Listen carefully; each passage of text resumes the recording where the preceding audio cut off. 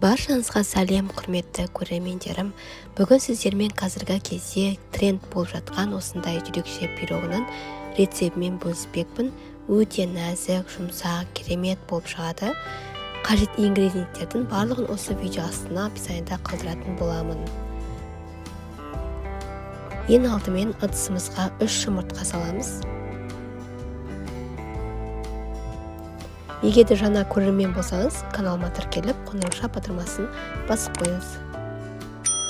Оның үстіне қант салып, миксермен жақсылап көпіргенше шайқаймыз.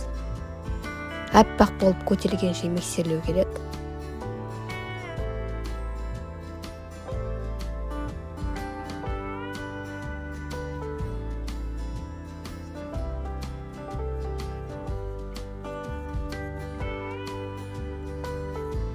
Осылай көпірді көтеріліп, одан кейін сүт құямыз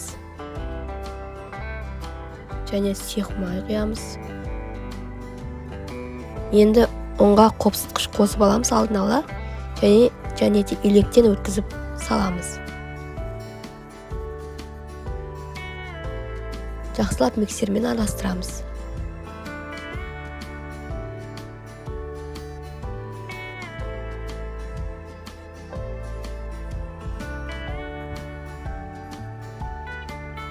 Мінекей қамыр осындай болып шығады. Ешқандай түйірі болмау керек.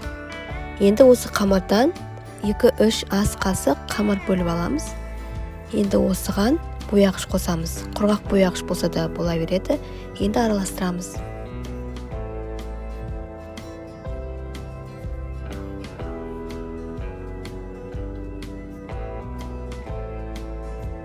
Міне осындай қызыл түсті болып шықты.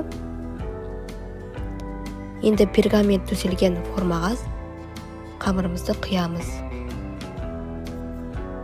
Жаңағы қызылмен боялған қамырды кондитерский мешокқа, болмаса таза жаңа шприц болса, осылай құйып дөңгелектеп шығамыз. Болмаса қасықпен құйсаңыздар да болады.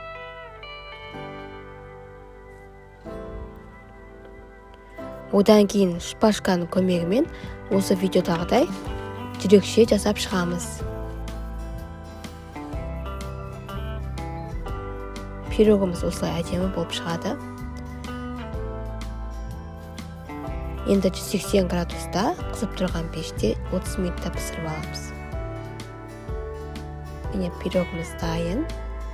Пирогты суыту керек, кішкене ыстықта кеспеңіздер.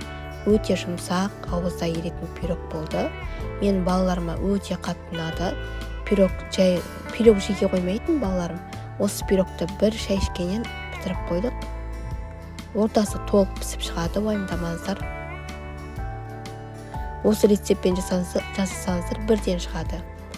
Міндетті түрде жасап көріңіздер. Өте оңай, керек заттарды қол жетімді үйде бар заттар.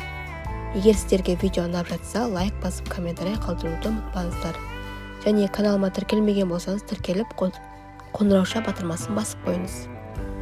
Сіздермен болған Жансая келесі видео рецептте кездескенше сау болыңыздар.